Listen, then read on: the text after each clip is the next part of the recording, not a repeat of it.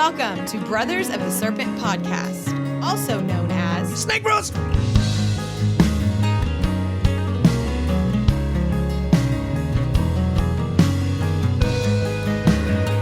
And welcome back, ladies and gentlemen, boys and girls, angels and demons and monsters and serpents, to Brothers of the Serpent podcast, coming to you not live from the 10 by 10 by 10 tangent cube of science, nestled amongst the dusty bones of an ancient seabed high atop the Edwards Plateau. We got a great show for you today. We have Mr. Thomas Spriggs in an interview with us today. He's going to talk to us about his book called Into Nowhere, which is about the missing 411 phenomenon. And he, if I've got this right, he found patterns in the shapes of the disappearances in the groups. But I'll let him go ahead and explain that. Go ahead, Mr. Spriggs. How are you doing? Excellent. Thank you for having me on. I appreciate it greatly. Basically, my story is I am a country boy. I'm from southern Ohio, a little town called Portsmouth on the Ohio River. Okay. Halfway between West Virginia and Cincinnati. I grew up hunting and fishing with my grandfather out in the woods all the time. On the edge of Shawnee State Forest is 63,000 acres, so it's big. Ooh. Wow. And empty, and there's nobody back there. Hunted and fished. I never even heard of stories like this until a few years ago when David Paulides started coming out with his books. Yeah. I actually originally heard about him when it came to the Bigfoot DNA with Melba Ketchum, if you remember that. Yeah, I do remember that, yeah. Because I'm close enough to Colorado that we catch a lot of their news, right? It just kind of gets circulated through the local stations. Okay, yeah. Yeah, everybody picks it up. And then after that, he started coming out with the other books once I started realizing who he was. And I picked them up and started reading them. And just like everybody else, I was fascinated. I was sucked right in because they're true stories. You don't have to make anything up. Right. I've researched so many of them on my own, and even more beyond what he has or what he had in the books at the time. Right. You don't have to make any stories up. These things are all true. So, that was just red meat to me. It was just one of those things that's fascinated me since I was a kid. Yeah. About Bigfoot and the woods and just weirdness going on in the woods, basically. Yeah. Really. Steph. I can't remember her last name off the top of my head. She also writes Steph books. Young. I find her. Yeah, the English lady? Yes, yeah, she's awesome. I could listen to her all night long, man. Yeah, yeah, she's great. But basically what happened was, as I started reading the books, it got to where little warning bells kind of started going off in my head after a while, because it's not just that there are things in the individual stories that tie them together, that link them together. Right. But they didn't seem like they were all that random as to where they were happening either. And the thing that finally set it off was there's two boys' stories that he tells in the books, North America and Beyond, about David Raleigh and then Fred Tukey Holmes, right? Okay. Do you want to tell those or briefly? Yeah, exactly. Yeah. So basically what happened was the first one to disappear was Frederick. He disappeared from around Denman Mountain. He was actually on a never-sink reservoir. Okay. And he disappeared in 1955. And as far as I remember, he's the one they never found. Okay. David Raleigh disappeared in 1959, 4 years later. All right. From Lake Winnisook. They found his body on the other side of the mountain that was between the two boys. Oh. In the creek for Neversink Reservoir. Oh, that's weird. Yeah. So now that really set off the little bells in my head, because now we're talking about they actually and Mr. Paulides listed this in his book. They actually disappeared from opposite ends of a dirt road. Oh. That went by the mountain that the one boy was found on. Yeah. So this is obviously something that knows that locale. Right. Or knew that locale was there more than once, right? Yes. And did the same thing twice. Right. And so I made a list. I just went through all his books, and I think there's 700 and some at the time. It was before Hunters, right before Hunters. Right. And I ended up with 700 and some. And then I just got online and just started researching. I mean, I'm sitting at work. At the time, I worked for the University of Phoenix Technical Support. And between calls, I'm sitting there, and I'm going through all the databases online for the disappearances and stuff and digging them up and looking. And I found another 234 events. And I list them as events. If two people disappear at a time, that's just one event because they're both gone at the same time. That's right. And I was really interested in that pattern. And basically what I found was, if you look at those bigger areas and not just the little tiny chunks that Mr. Paulides looks at in his books, the clusters he's that got. there's actually these large regions where the disappearances happen not forever apart, but once every couple of years, once every 3 years on average. Right, and they seem to move. They move, and then they happen again a couple of years later, and then they move and happen again. But it's all in the same general area, right? Is that what you're talking about? Yeah, exactly. Yeah. Exactly. If you look at the disappearances, for example, that take place around the Great Smoky Mountains National Park, yes, they would look to you if you just looked inside the park as random because there's not all that many that actually take place inside the park itself. Right. But that's not how that pattern works.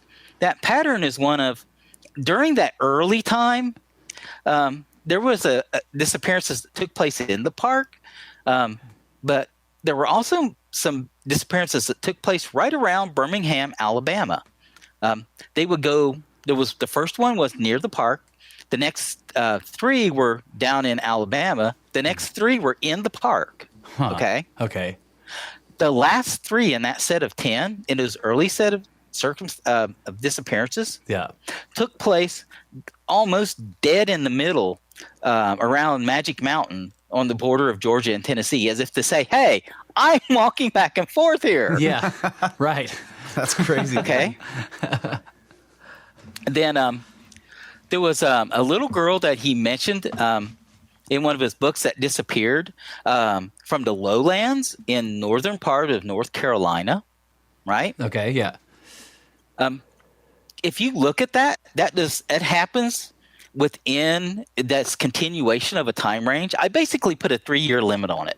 Okay. I basically say that if I say I put a 5-year limit on it. Basically, after 5 years, whatever was doing this got bored, moved, went back to whatever stars from, whatever the case may be. Yeah. And then after 5 years, the set has to start all over again, and it has to go for 10 years, or I don't really consider it a regional outbreak. Okay. The next one is that little girl that disappeared from northern North Carolina.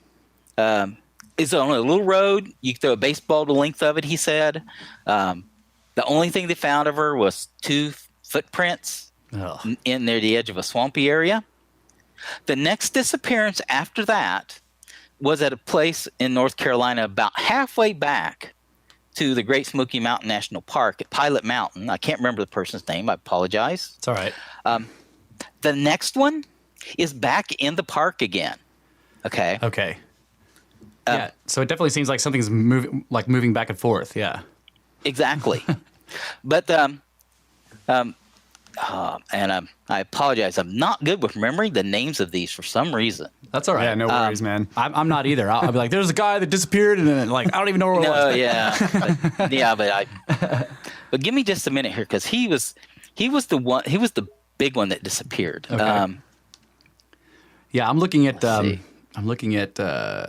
one of your region areas right here. I think this is in Pennsylvania. Oh my goodness. Dennis Lloyd Martin. That's right. Oh yeah, Dennis Martin. The third one in that list, coming back to the park, was Dennis Lloyd Martin. Okay. And that's why I worked so hard to look this up here. Yeah, Dennis Martin is a big one. Yeah. Because that was a big case, right? Yes. That was the one where the Rangers and everything was involved. Yes, absolutely. Yeah. Okay. So you've got these two things, these disappearances. The first one take place to the southwest of the park, just kind of bouncing back and forth. And the next one is almost literally like somebody started at the coast and just walked inland and just grabbed somebody every so often. Right. So there's patterns to it like that it is, and that's not the worst one. There was another boy that disappeared just a mile down the road from where Dennis Lloyd Martin disappeared in the Great Smoky Mountains, right? Mm-hmm. Yeah. And then that was another big case too, right? No. Oh, okay, it wasn't. Nope, not that one. All right. Let's see. This next one I want to talk about is actually in South Carolina. Okay. Because in a lot of these, I find that there are regions, and then there are little tiny areas outside of those regions that are much smaller. Yeah, the outliers. Where yeah. kind of outliers, yes. Yes. And they get tossed in. There'll be like 3 or 4 within the region, and there'll be one outside. Yeah, that's 3 or 4, 5 in the region, one outside again. Yeah. And they're in the same place outside. So once again, it looks intentional when you map it out. right. Right? Yeah, I found that was one of the weirdest things I remember in your book was like you had these regions that were like kind of ovals on the map, and you had all the disappearances marked, but there would be like 3 or 4 that are just outside of the region, kind of in a straight line with each other or whatever. Mm-hmm. And that was just strange. Yeah, I remember that. Yeah. So here's the deal with that. After Dennis Lloyd Martin disappears, and then the next boy disappears inside the park, it establishes this area near Charleston, South Carolina, as this outlier. The first boy that disappeared from that little outlier section, his name is Michael Woodward. He was just a little boy. I think he was 2 or 3. His father actually worked for Fort Jackson. He was an officer at Fort Jackson. His son disappeared while he was mowing grass. Oh. So that's bold, right? Yeah. Yes. The Army put 2 helicopters in the air. They had like 400 people out looking for the boy at one point. They had horses. They had motorcycles. They never found as much as a footprint or a wrapper or anything of this boy. This disturbed them so bad that if you look online a few years ago, they reopened this case. It disturbed them that bad. Yeah. So I mean, yeah, that is. If you don't find anything, that's gonna drive people nuts. Yeah, exactly. Yeah, and how hard is that? I mean, his father's dead now. I mean, he died with never getting to know what happened to his son. And I found this was like this all over the country, that these regions, they spring up and there'll be disappearances. And then for a while they may go totally, just nothing. Right. Not even a footprint. Nobody disappear. Nobody think about disappearing or running away or whatever. And then the region will come back up, or it'll move. Right? Yes. But with what I have now with new cases, because I'm still like keeping track of stuff as much as I can. Yeah, I was going to ask you about that. Yeah. Yeah.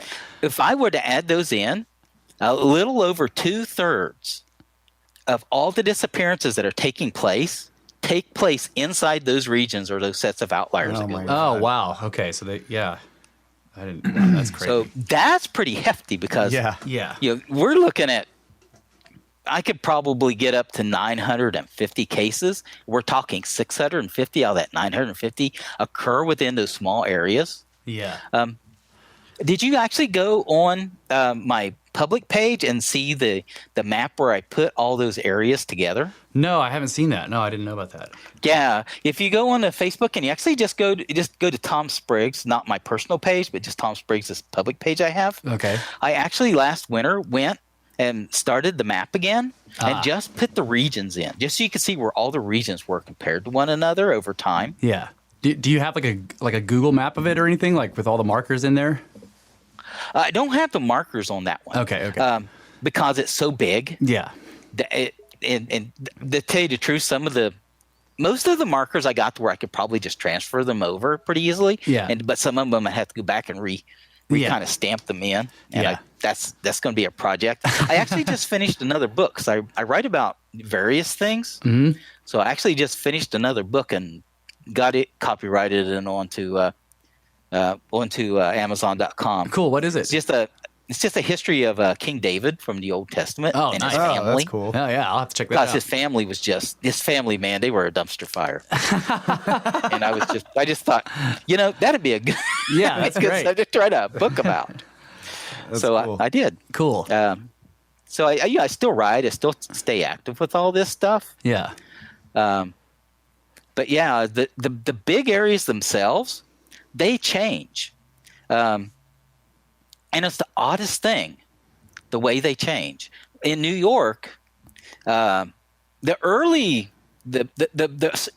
heavy set of disappearances that took place up and down New England took place around the Bennington Triangle. Yeah. Around Bennington in the mountains in that area. Yes. At the very southern end of Vermont, right. The northern end of Connecticut. Yeah. Right. Yes. And there was small outliers for that, and then that one died out, and then disappearances started in New England again, but they shifted. They shifted up to where they're up in the Adirondacks now, and down in that Bennington Triangle, there's nothing. Just like someone just literally just packed up and just moved. Yeah. Well, what time? And the whole. How long are we talking about here between like the first set of cases and like where it's moved now? Is it within a human generation or is this too long? Yeah. Like I said, I basically said it after about 5 years that they cut off, right, and then it starts up a new set again. Yeah, I think that if I remember right, those ended in the late 60s, and started again in the early 70s. Oh, okay. In the New England area. Yeah. That was not, that wasn't a very long time at all. Right. Some of them do go dormant for a long time, like 30 years or something like that. But yeah, some of them don't. They just they go away for 7 or 8 years and then they come right back. Yeah. Yep. And there's precursors too, which is also an odd thing. Yeah, that's right. Precursors. Because you'll have a disappearance. Maybe 2, maybe 3. Yeah. It just kind of depends. And then you won't have any more for a few years. And then all of a sudden, those disappearances will just bloom up and become this regional outbreak after time. Yeah. But it's like there's some test cases in the beginning or something like that. Yeah, like testing the water. Yeah. Man, that's... Which is... The whole thing strikes me as a being done by intelligence. Absolutely. It's like it's almost like a learned behavior. Well, okay. I could see that too, yeah. But I was thinking, know what like, I'm saying? Yeah, I was thinking like the way that they sort of hopscotch around, so that so it's like they understand how our little communities work. If we had multiple disappearances in one small community within a couple of years, people would be flipping out, right? So they don't do that. They have a disappearance in this one small town, and then a few years later, there's another one in another small town that's maybe 70 miles away from that first one or something like that. And so they don't really. There's no really connection there. Those two towns don't talk to each other really. They don't interchange news. So they keep doing that. They bounce around in these regions that are just large enough to keep the news isolated, you know what I'm saying? Mm-hmm. So that so that there's not. In other words, it's like it's like cattle or something. They're treating us like cattle. Like if you're gonna do something scary to one of the cattle, you'll kind of want to take it away from the rest of them, and like, you know what I mean? Yeah. and it's true though. I mean, it seems like that when there's enough people in the woods looking, enough people keeping their eyes out, going out and looking for people, then it shifts away from that. Right, and it starts dropping the bodies on the trails. Like, come here, find this. Stop looking. Get out of here. That's what I always think of when they find the body on a trail or something that they've been using the whole time. It's like something wants them out of the woods. Yep, and I think that this would probably be a good spot for just a minute to kind of give people an idea of why I find these so interesting and what I find disturbing about them. Yes, go ahead. Yeah. So, and like I said, I have new ones, and I think this one explains it really well. Okay. It was almost a year ago now. He disappeared on May the 27th, 2017. There was a little 3-year-old boy. They didn't give his full name. They only gave his first name of Ezra. He disappeared in the Sam Houston National Forest, down near Houston, on the eastern edge of the little really loose Texas outbreak they had for a while. Yeah. He was camping and disappeared on that Saturday afternoon. They brought out searchers. They had over 100, I do believe. Mm-hmm. They searched for him for an entire day. They found him on Sunday afternoon, 400 yards from the last place he was seen. Okay. So here's the thing. They had 200 searchers out in the field at one point looking for this boy. They were on motorcycles. They had like pictures up of the search on one of the one of the local newspapers websites. Yeah.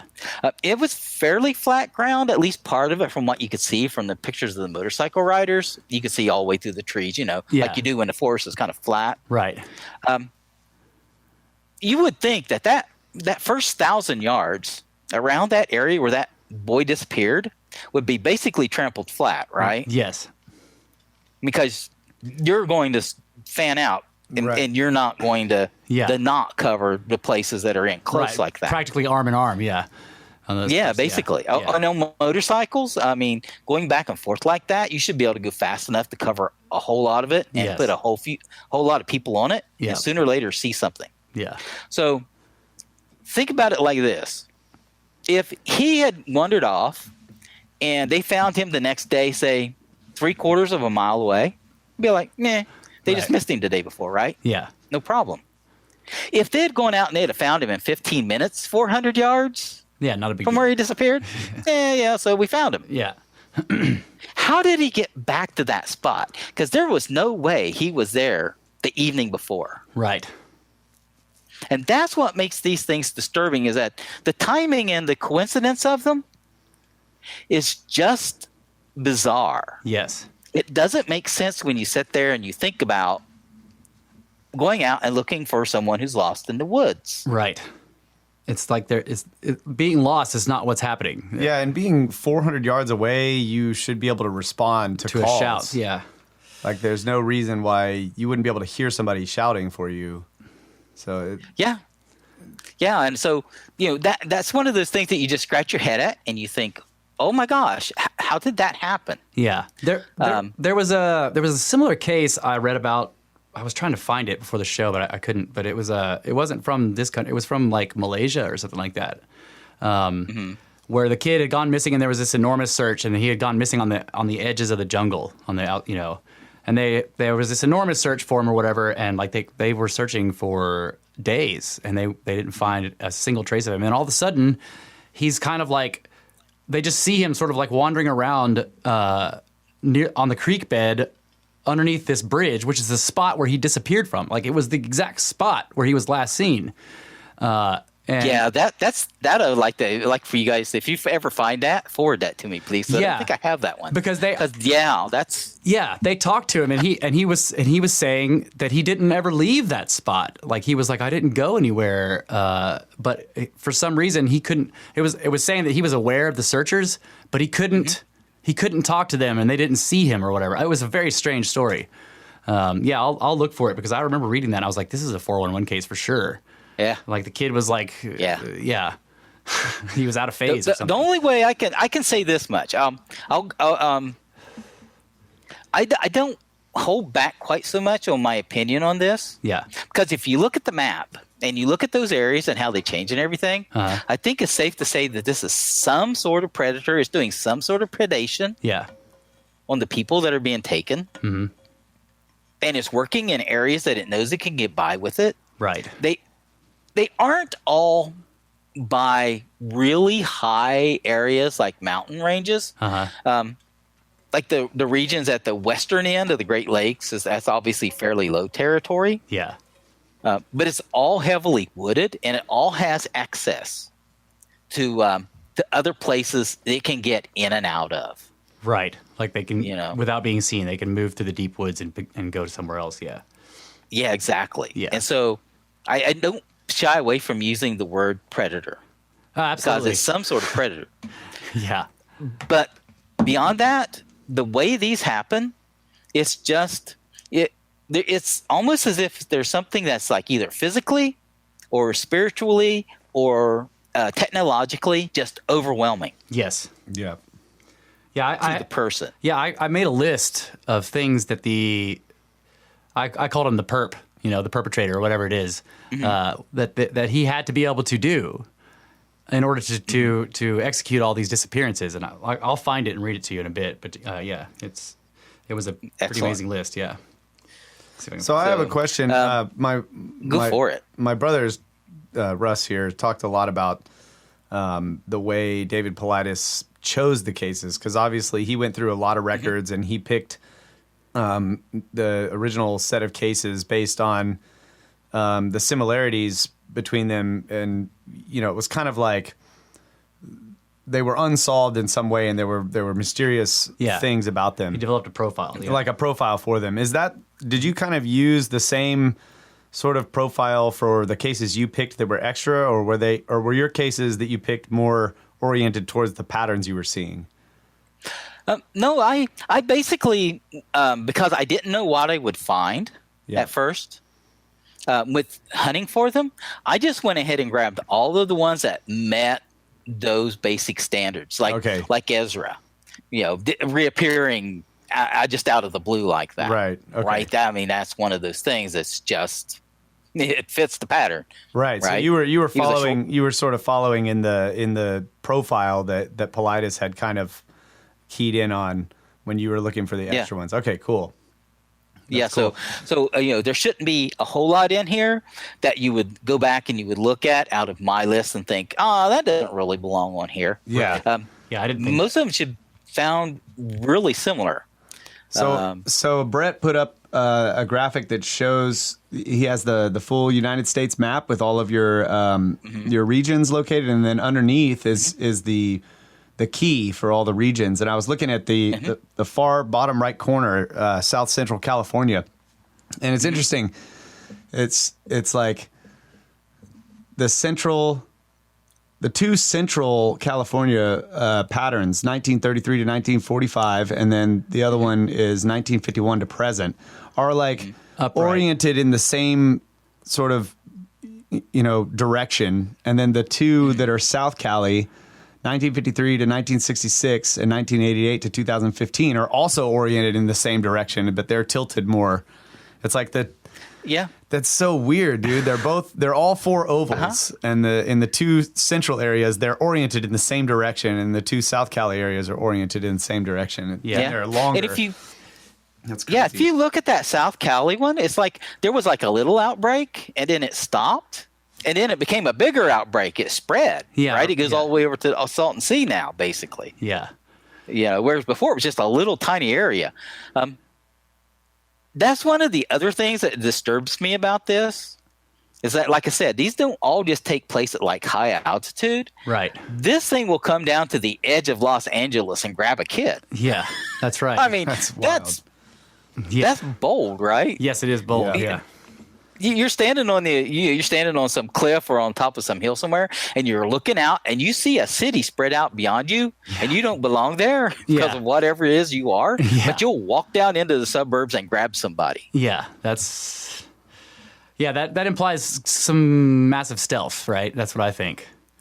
Yeah, of some sort. Because I mean, how did the bus drivers, the people driving by? I mean, I understand if if Bigfoot walked into the middle of somebody's town, there would be people that would have doubts, and they would, would take their time for their minds and their heads to come around. Yeah, they're like, that wasn't real. That wasn't Bigfoot. So we don't want to see things. There's just another guy walking around in a Bigfoot suit over there. Yeah, exactly. But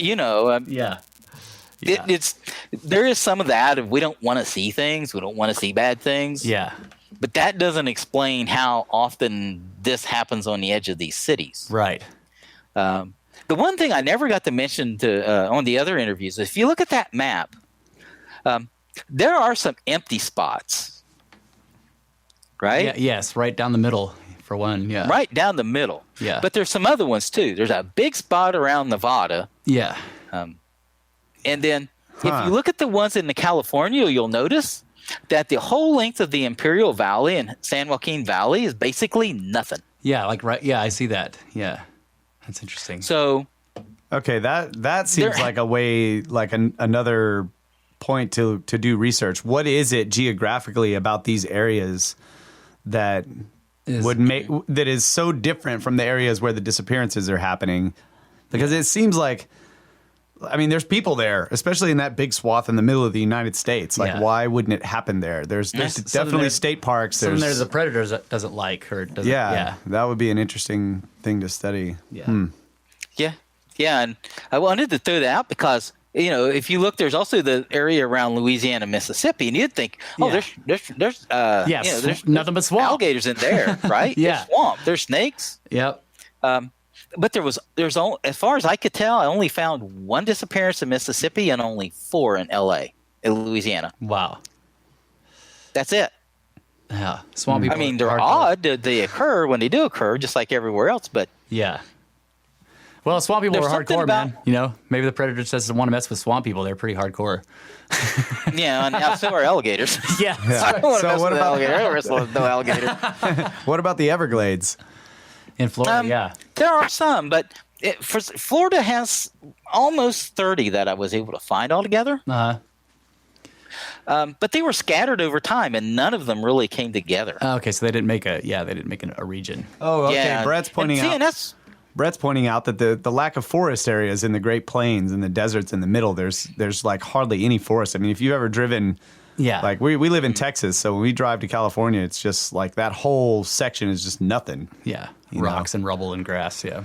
So maybe you were talking about how there's usually a forest or something deep where it can get in and out, without being seen, and that could be. Yeah, that's true, because they do snatch people like in like boulder fields or very desolate areas where there's no greenery, but that's always like adjoining a place with deep forest or something. Yeah. That's true.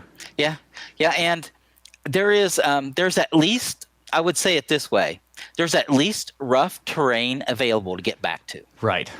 Yeah. It doesn't have to be in the rough terrain, but there has to be rough terrain pretty much close by.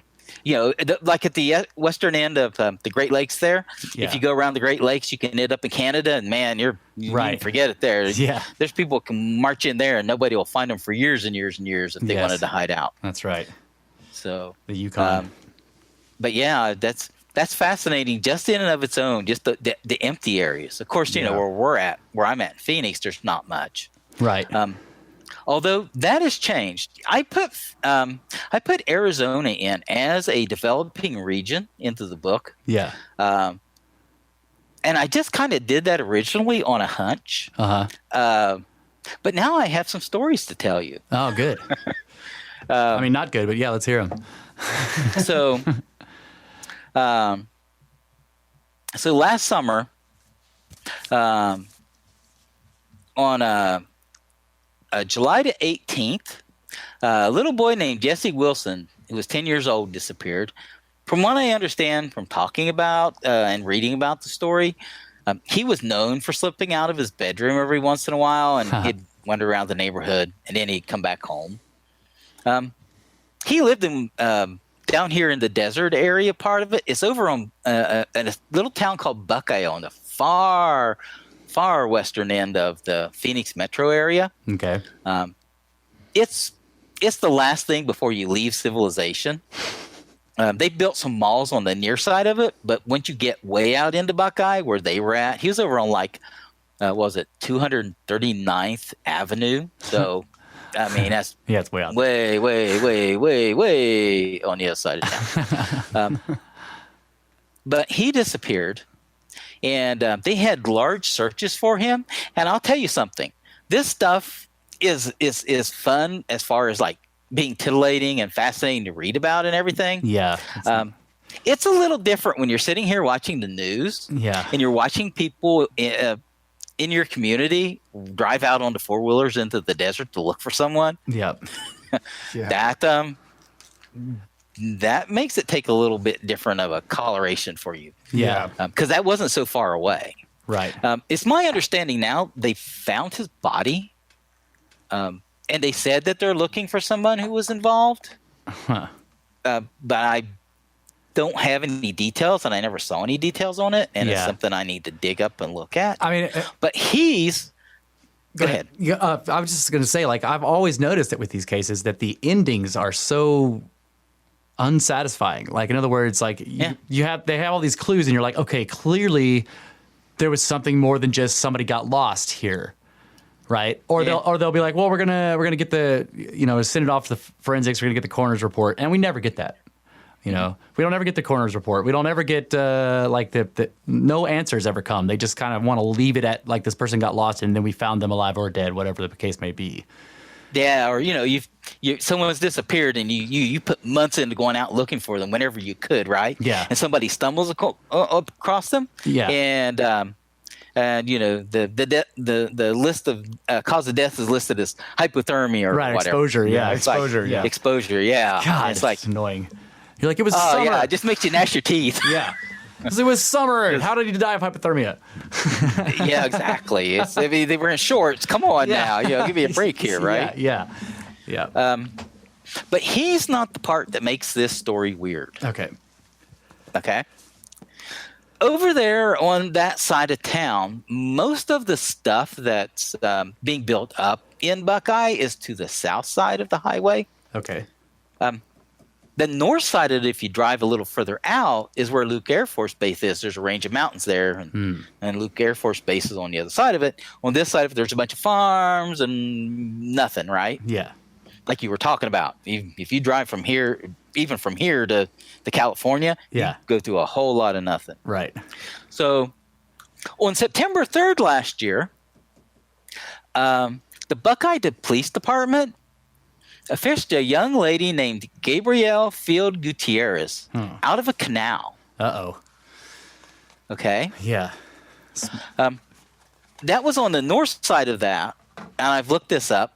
They found her near, they said Hazen and Miller Roads. It's just farms, okay? Her mother didn't think anything of her being gone because she was 18 anyway, and she would often take off and go spend the weekend at friends' houses and then come back, right? Yeah. So the police are out here. They're probably just doing extra trips, trying to look for signs of the boy or just covering the area because they need to patrol it now. They know, they need to keep their eyes out on stuff. But here's the weird part about that story. When they fished her out of the canal, they tried to revive her at first. Huh. So she wasn't in the water very long. Right. They thought she might still be. Yeah. Exactly. Yeah. Yeah. They thought she might have just fallen in and drowned.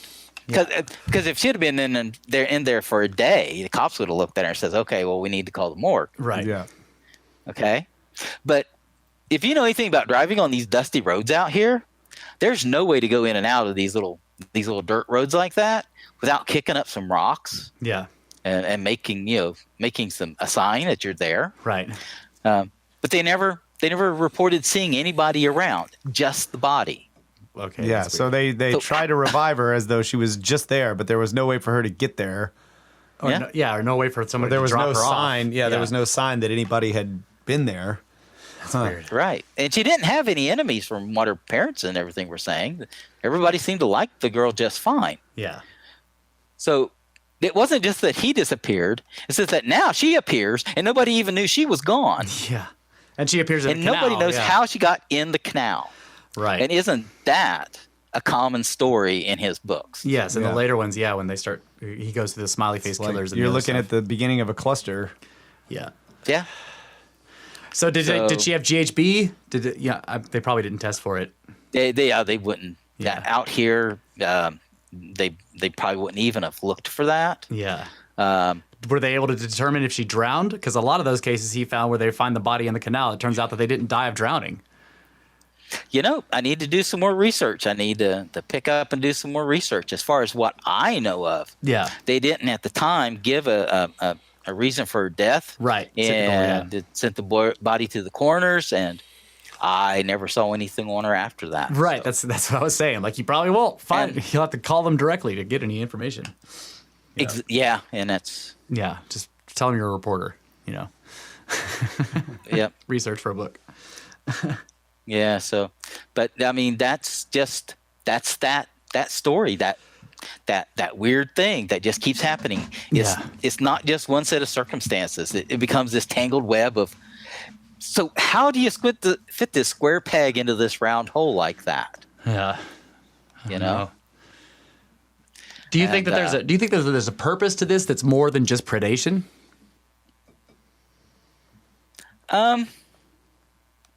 There could be. Yeah. You would think, though, that at some point we'd have some idea of why.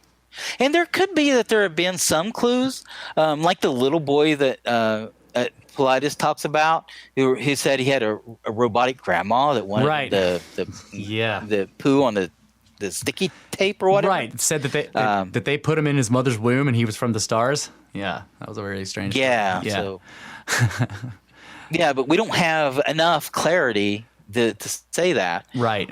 And the problem is with that is, what's the point of leaving some of the bodies where they can be found? Yeah, well, right? that's what Russ was saying a second ago. Is we just want to return them. They want to get the people to stop looking. They want the people out of their area. Yeah, they want all those hundreds of searchers to leave their area. That's what I think when they put the body somewhere easy to find, like right on the path that everybody took. To like, here, go away. Yeah, because they know that they will. They won't treat. They'll never. Even though that's so strange, they'll never treat it as a criminal thing. It's like, how did this body appear when you guys were using this path every freaking day? You know it wasn't there yesterday. How did it get there? And they're like, well, we found him. Mm-hmm. Let's go home. Yep. I don't know. The thing that really gets me about it is like the length of time. Yeah. Like I'm looking at your map key here, and it's like the earliest one looks like 1880s. Yeah. And it's like, yeah, that's too long for a human to be doing this. Now, if it would, granted, there could be some weird like type of quote unquote secret society group that does this for some weird ritualistic reasons, that. But it's global too. That makes it hard to understand. Yeah, it's just none of that really makes sense until you start thinking about either something that we are completely and totally unaware of, or something supernatural. Yeah, the dogs also. The fact that the tracking dogs can't find scents, or that part makes me think like this can't be people. Like, unless this is some unknown technology that can erase odor. You know what I mean? Mm-hmm. Like that's what always gets me. So, and there was another story that took place here in I believe it was in Colorado. I'm gonna actually share this link with okay, good, you guys. Yeah. So, and see if you can get to the story. I believe it's. Let me check. I want to make sure the story's still available. Okay. Meanwhile, I found this list of. There it is. Okay. Yep. So here, I'm going to send you this link. Cool. We'll have the official show observer. We'll go check it out. Yeah, it's for a magazine called Outside Online. It's an online magazine. I read that article. I think I read that one. Did you read that? Yes, that's a good one. Yeah, about Joseph Floyd Keller. Yes. He disappeared in 2015. Yeah, that's a good article. That's very good. That's one of those bizarre ones because they searched for him for a long time. Yeah. If you remember from that article, they kept going back. Yeah. Kept paying people and like getting search dogs and everything, right? Yes. Is that the kid that was jogging? Is that what that was? The kid that was jogging, Yes. he decided he wanted, and they were able to track from his watch where he went. He had one of those watches where you could track it, and he went up on some cliffs And then he just disappeared, and nobody found him. And it was interesting because a former offensive lineman for the Pittsburgh Steelers, John Rienstra, actually found his body in a boulder field. Oh, yeah, that's right. Yeah. Okay. Yeah. But here's the weird thing. You would think that after his body laying there all that time, and as many times as they went by there, They would have smelled it. yeah, why didn't the dogs pick anything up? Why didn't the people pick anything up? Yeah, I mean, she's talking about, I wish I'd gone, 100 feet or whatever. Yeah. She said she went within several hundred yards of it. Yeah, right? she was saying that, so they would be walking the ridge line up above, looking down below, and his body was down there in the rocks the whole time. Like, no, you would have smelled it, number one. Yeah, absolutely. Yeah, and he was dead. He wasn't crawling away like under a boulder or anything. Right. I mean, he was eventually found by somebody. It's just how do you do that? How does someone disappear when you can see where they were? Right. That's the weird thing about these cases. Yeah. They're disappearing almost within sight. Yes. Like the one of the ones that's always bothered me is the one with the kid, the little boy and his dad are they're berry picking. And the kid's within 10 feet of his father, but they're kind of in a thick berry patch. And the kid just vanishes.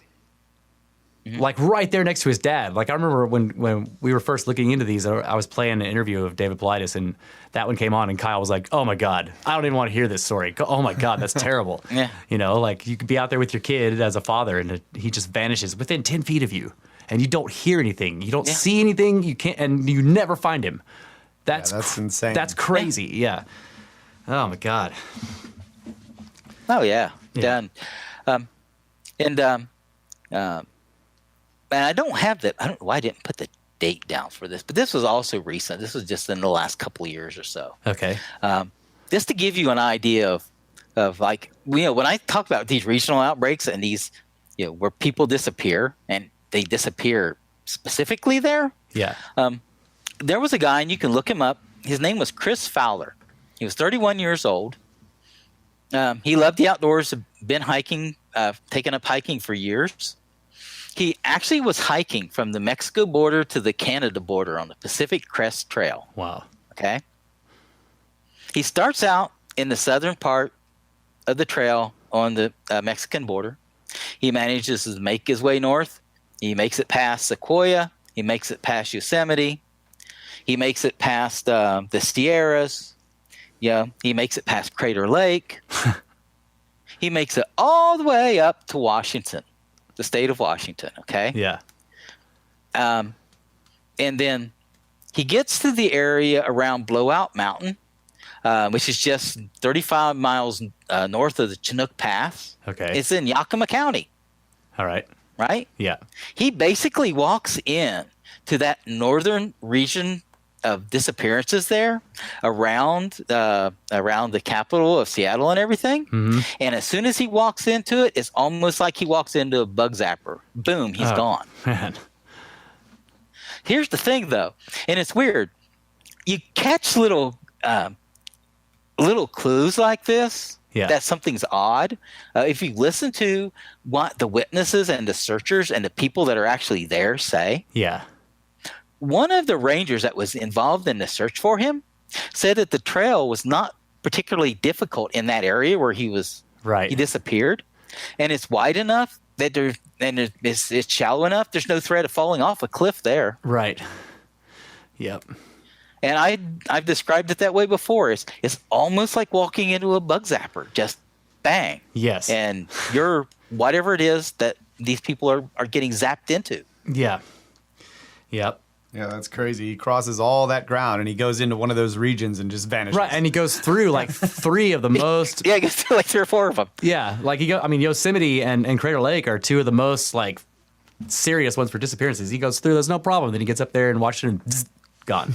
Yep, but that one's a current one. Yeah, one that's true. It's active now, Yeah. and when he walks into it, man, it was just over. Oh, okay. So the region was active. Yeah. I see what you're saying. Okay. Yeah, he just walked into an active region. When he walked into it, it was his turn. Oh my God. He rolled the dice, and Yeah. Oh, that's crazy. that was that. All right. Where are the active regions right now? I'm not going there. Yeah, so we know. Yeah, where not to go. Oh, that's what that map is for. The ones in California, I found to be kind of interesting as far as that map goes. I'm going back to. We have it in the chat window if you want to look. Oh yeah, yeah. Because if you look at it, there was a earlier time in Washington and in Washington and Oregon where those ones were basically put together, right? Yeah. And then they kind of split apart. And the most recent thing to crop up is that little green circle there in the northern part of California. Yeah, I see it. Yeah. So don't go there. That area. That was the area where, if you remember back in the 50s, they originally found the footprints that gave us the name of Bigfoot. Oh, okay. Right in that region. And it had a few scattered ones, but then it became a region. More recently, the California ones, the Sierras with the little secondary ones, those didn't really change much. They've gotten bigger. Yeah. But that range there, that blue circle on top there, between Oregon and Washington. Okay, yeah. That was the early set. And the two orange ones to the north and south of that, those are the current sets. That split and moved. Ah, I see. Until 1965, there, as far as I know, there were no disappearances in Olympia National Park. And now it's a part of that regional outbreak. I'm telling you, it's just it's got to be some sort of intentionality that. Yes. So, hey, did you read that news story that was recently, I guess in the last month or two, where the guy was skiing with his family New York or whatever? State. Yeah.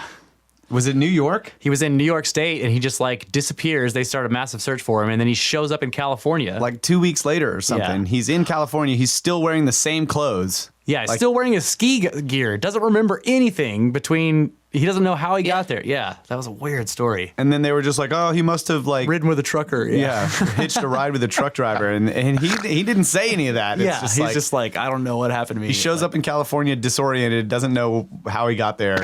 Yeah. Still wearing his ski clothes 2 weeks later or whatever it was. Craziness. Yeah, that's crazy too. Because if you think about it, even if he's with the truck driver, it's going to take at least 5 days. Yeah, for him to drive cross country. Right.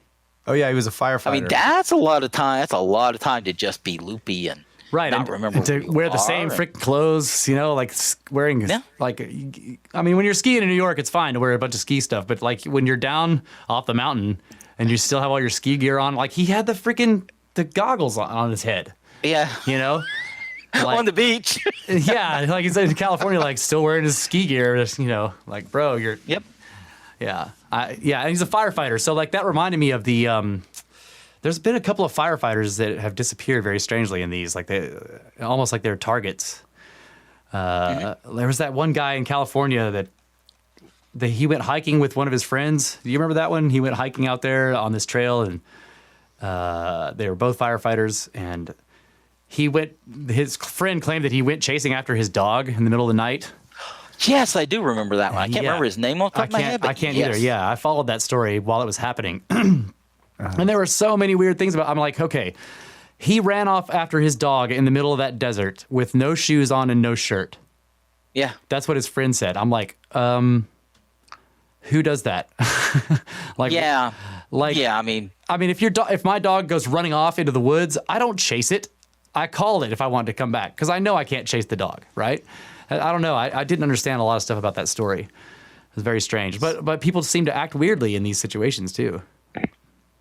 Yeah. And, you know, there is some sense that that the people are that are involved in this, even when they're found, are confused. Yes, they're very confused or handicapped, right? As Mr. Pilatus points out. But he's not the only one to come back. That's not been able to remember things. If you remember, there was a story told of someone who disappeared. I believe he disappeared from either the Upper Peninsula or the Lower Peninsula of Michigan, and his foot tracks went out into the snow, and then just stopped in the middle of the lake. Yeah, that's right. And then, like 6 months later, he woke up in a field Yeah, that's a weird story. Yeah. with different clothes on Yeah. Yeah. and had no idea what happened to him. Right. That's insane, man. Yeah, there was the ones I mean- where the foot tracks just they're following them out in the snow and they just stop and the person's nowhere to be found. Like those are weird. Yeah. Oh yeah. One of the ones I found, and I'm going to look it up real quick here. I was thinking, Russ, you should read that list. Oh yeah, I've got this list here. Oh, go for it. Yeah, so I kind of compiled this. Like this is like basically the stuff that this thing would have to be able. The perpetrator, the predator would have to be able to do. So it's okay. So he would have to be uninhibited by terrain, no matter how rugged. Uninhibited by rivers, lakes, swamps, mud, muck. Uninhibited by inclement weather of any kind or strength. Uninhibited by darkness. Uninhibited by extremes of heat, cold, or altitude. Uninhibited by debilitating flora defenses like cactus, spines, thorns, nettles. Like sometimes they find people, they're all ripped up, but obviously that thing doesn't care. Capable of approaching to within arm's reach of people while remaining completely concealed and undetected. Capable of completely overwhelming even the largest, most physically fit adults in seconds without making a sound or allowing the victim to make one. Capable of abducting full-grown adults completely silently, such that people only a few meters away neither hear nor see anything. Uninhibited by weight of the person being abducted. Leave almost no scent that search and rescue dogs can track. Additionally, can apparently mask the scent of an abducted human. Able to conceal heat signatures from forward-looking infrared radar. Able to induce altered state and memory loss in human victims. Able to self-conceal completely, even in open environments that are lacking any kind of cover at all. Able to abduct hundreds or possibly thousands of people each year for the past 200 years or more without humans becoming aware that anything is happening. Able to affect domesticated dogs in some way that is not clear, perhaps to use them as a lure. And able to move about with impunity, even amongst hundreds of search and rescue, National Park Service, law enforcement officers, FBI, and security, and place victims' bodies in places searched many times. Yeah. So. Yeah, that's a heck of a list, isn't it? Yes.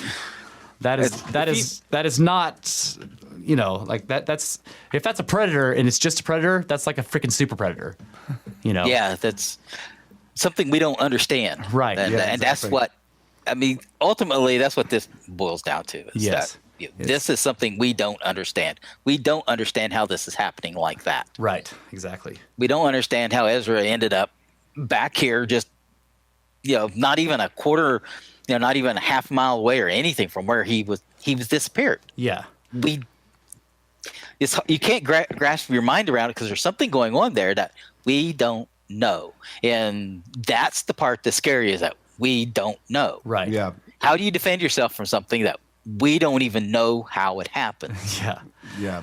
So I've wondered about that too. Like you think about that and the fact that these people who disappear, they like right before they disappeared or whatever, they have experienced or witnessed something that no other human is aware exists. Right? Like think about that. Like whatever this thing is, it does not exist in our common consciousness. Like we don't have any concept of what it could be. People think it might be Bigfoot or what could be whatever, but like whatever it is, whatever it really actually is something that we don't have a common picture of. And like these people who disappear experience this thing that will be totally outside of their, of their consideration at all. Like that I think about that a lot. Like, what do they see? Yeah. Maybe that's why they don't. Yeah. What did they go through? Yes, exactly. Yeah. Well, especially when they find the bodies like months later and find out that they only died a few weeks before. Like you're like, okay, where were they? They were still alive this whole time. What were they? What was happening to them? Yeah, it's terrifying. Yep. So that's one of the things that we talk about too. Is that like if more people, especially law enforcement and people that have to deal with these disappearances, if they would become more conscious of this possibility that this is something truly that we do not understand, that if they would see these connections like you have, like Paulides has, and that became more of a common knowledge amongst people that actually have to deal with these situations, we might get closer to figuring out what's going on. Yeah. But as long as they're just like, oh, it's just a missing person and we're going to do our normal thing and we're just looking for, you know, all the Somebody who's normal lost. stuff or Yeah. somebody who's lost, it's like we're still going to be in the dark. Yeah. Yeah, and then the searchers go out and they're doing their best. They want to Yes. find somebody, Right. Absolutely. And if they find them, whether it's dead or alive, they go home and forget about it, right? Yeah. Yep. And what we really need is I think we need to start with documentation. I think what we really need is there needs to be like a national website where when a disappearance occurs, that the SAR leader can get maps from for that area. Yeah. Plot out where they're going to go, right? Yeah. Upload the maps to show us where they went. Yes. And then when the people go out in the field and they find something, they can take pictures of it. Right. Yeah. Because that tells And us you can a upload part it of to the map. story. Yes. And then upload it to that database. So we can go in and we can look at what they saw. Yeah. Because if you remember, there's one story that Mr. Politis tells in one of his books, and there's a picture in there of a little boy that disappeared that was found because the guy just refused to give up looking for him. Yeah. And a reporter was there and took the boy's picture.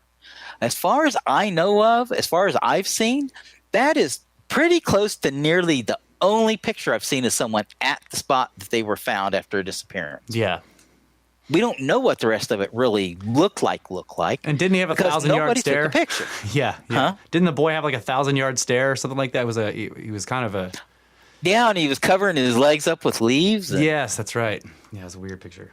So, but we need that kind of. We need to start gathering information up enough. Yeah. Yeah. And we have the technology today to do this. Like we could do this thing Yes. on the cloud where everybody involved could be uploading data with their device as this whole thing is taking place. You know, but the other problem with that is with law enforcement when they're trying to say corner a serial killer or find a perp, they're considering that this may be a kidnapping or something. To be posting that information real time can help the perp Yeah. get away. So that there's like these two conflicting things. It's like, we need this database and we need it to be public so that more people can so we can get more eyes on it. Yeah. But at the same time, it's like if there's a possibility that it's just like a typical case of some kidnapper, you don't want to publicize it so we can catch them. At least not in real time. Yeah. Right. At least not initially. Yeah. But Right.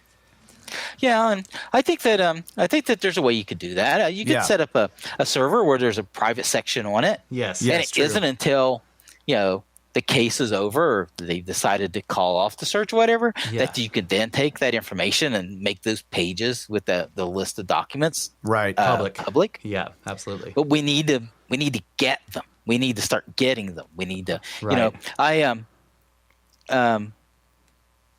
I think it would be great if we just had people who could go out in the field as writers and reporters and go and just take a case, maybe not Dennis Lloyd Martin's because it's been done so much, but one of these other cases where it's important and things happen that in a way that don't make sense like that, especially if someone is found or a body is found. Right. And go and talk to the SAR leader and talk to the police and talk to the officers involved and talk to the searchers and talk to the family and write a whole book on that one case day by day like we do with murder mysteries, right? Yes. If you go to the library, there's a whole section of murder mysteries. Yeah. We need to have books like this that people are willing to talk about the cases just like that because we need a description because what we get right now are just these little snapshots. Yeah. And we get told a detail here or there, like the one about the guy disappearing in Washington and he wasn't around any cliffs. He wasn't in any particular place that's hard to hike. Yeah. There's no reason for him to, to have a heart attack and drop now, Yeah. Yeah. He wasn't attacked by an animal. They didn't find any signs of anything. Right. But we need better descriptions because that isn't much. That's a sentence or two, right? Yes. Yeah. Whereas people were out here in the field on this for 2 weeks. Yeah, they're talking about it the And whole nobody time. knows what most of them saw most of the time they were in the field. Right. That reminds me too of there's been cases where when they end up finding the person, that went missing. Like I think it was a kid in this particular one I'm thinking about. They find him, and I can't remember if he was alive or not. But they found him, and he basically went. It turned out that he from the spot he disappeared, he went straight up the hillside, which means that the campsite that he disappeared from was in his view the entire time. In other words, he couldn't have been lost because, like, you could see the campsite where he was supposed to be the whole time he was going up that hill, or whatever. And then there's the one of the doctor in Colorado that where they found him, where he crossed the he crossed the mountain and they found him that one was just bizarre on its own too, that. His legs were broken and but he had his cell phones he had a cell phone with a spare battery and it worked and it had signal in the places where he had apparently gone, but he didn't call anybody. He had a transponder that didn't get activated. Like, it's just weird. It's a strange thing. Yeah, this is a very weird case, and that's one of the ones where there's no details. They just don't tell you anything. Yeah, but people kind of blow this stuff off too. Yeah.